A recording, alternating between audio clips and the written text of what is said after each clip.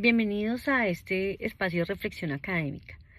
Hoy quiero plantear una pregunta que puede parecer muy sencilla, pero que tiene muchas implicaciones para la educación actual. Y tiene que ver con quién decide qué conocimientos son importantes en la escuela y cuáles pasan a un segundo plano.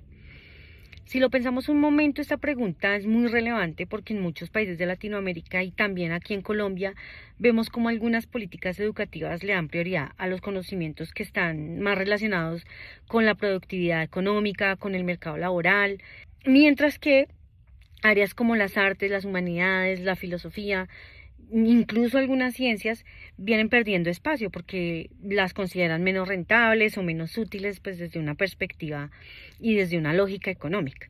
Desde la filosofía de la educación, este fenómeno merece una mirada crítica, por supuesto, y autores como Payton y Aguirre y otros investigadores también señalan que la filosofía de la educación no solo se pregunta cómo enseñar, sino también pues para qué educamos y qué tipo de sociedad es la que queremos construir realmente.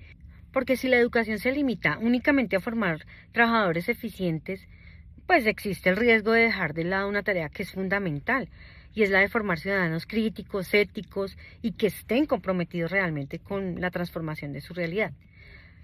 Ahora bien, aquí aparece un concepto que es muy importante y es el concepto de epistemología. ¿Por qué? Porque la epistemología estudia cómo se construye el conocimiento y cómo se valida, pero también cómo cambia a lo largo del tiempo. Autores como Andrade y Rivera, por ejemplo, afirman que los desafíos educativos actuales nos están obligando a reconocer que existen diferentes maneras de conocer y de comprender el mundo. Pero eso resulta muy problemático, porque pues estamos en una sociedad donde solo algunos conocimientos tienen valor. Y cuando se reducen espacios para las artes o para los saberes culturales tradicionales, se está asumiendo que únicamente ciertos conocimientos son útiles o legítimos y lo demás, pues digamos que queda en un segundo plano. Y la realidad definitivamente es muchísimo más compleja. Por ejemplo, la ciencia nos ayuda a comprender fenómenos naturales y sociales. La tecnología nos permite resolver problemas, nos permite crear nuevas herramientas. Las artes, por ejemplo, nos ayudan a fortalecer la creatividad, la sensibilidad, la capacidad de imaginar alternativas. Los saberes comunitarios también, que son muy importantes, e incluso los saberes indígenas, que aportan conocimientos que han venido siendo construidos durante generaciones sobre la naturaleza, sobre la convivencia, sobre la sostenibilidad incluso. Ninguno de estos saberes reemplaza completamente a los demás. Cada uno aporta algo distinto y algo necesario en la construcción del conocimiento. Esta reflexión cobra una especial importancia en Colombia, ¿sí? Vivimos en un país que es muy diverso. Aquí conviven pueblos indígenas, comunidades afrodescendientes, campesinas, raizales, urbanas, incluso población migrante, que se reúne toda en nuestras aulas y cada una tiene una forma particular de entender el mundo.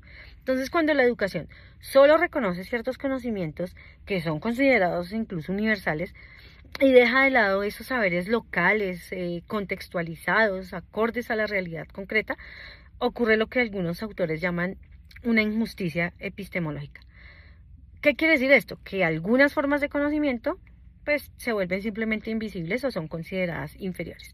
Un ejemplo muy claro lo encontramos en el tema ambiental. Mientras la ciencia occidental estudia la biodiversidad mediante métodos experimentales, muchas comunidades indígenas, por ejemplo, poseen conocimientos ancestrales sobre los ecosistemas, sobre las plantas medicinales y sobre el manejo sostenible también de los recursos naturales.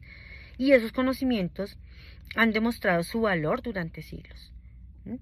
Por eso, una educación democrática no debería estarnos obligando a escoger entre un saber y otro, ¿no? Su tarea debería ser promover el diálogo entre las diferentes formas del conocimiento. Entonces surge una pregunta práctica aquí, es ¿qué podemos hacer desde el aula? Dando respuesta a la pregunta inicial, ¿qué podemos hacer nosotros cuando quienes definen cuáles son los saberes están ligados a un sistema económico? Pues, ¿cuál sería nuestro campo de acción allí? Como docentes nosotros sí tenemos muchísimas oportunidades, porque podemos diseñar proyectos que conecten esos saberes, por ejemplo, proyectos de arte y ciencia. Podemos también analizar críticamente el impacto social de las tecnologías y de la inteligencia artificial, por ejemplo. Podemos enseñar a nuestros estudiantes a preguntar, a investigar, a contrastar información, a identificar sesgos, a argumentar con evidencia. En pocas palabras, nosotros podemos ayudarle a nuestros estudiantes a desarrollar un pensamiento autónomo que realmente transforme su realidad. Ministerio de Educación, adoctrinamiento, afuera. Ministerio de Transporte, afuera. Ministerio de Salud, afuera. Ministerio de Desarrollo Social, afuera. Frente a discursos que reducen entonces la educación a cifras de productividad o a resultados económicos, la epistemología y la filosofía nos recuerdan algo que es muy fundamental. Y es que educar también significa cultivar la imaginación, la sensibilidad, la diversidad cultural, la capacidad de cuestionar las estructuras de poder incluso. Y la educación del siglo XXI necesita precisamente eso, más diálogo entre saberes, más pensamiento crítico, y necesita también reconocer que la verdadera riqueza de una sociedad diversa como la colombiana está precisamente en la pluralidad de conocimientos que la conforman. Para cerrar, podemos decir que la filosofía de la educación y la epistemología nos ofrecen herramientas para cuestionar aquellas estructuras políticas que vienen privilegiando unos saberes y que excluyen otros. La educación no debe responder a estructuras económicas y políticas determinadas. La educación debe transformar realidades y debe transformar la sociedad.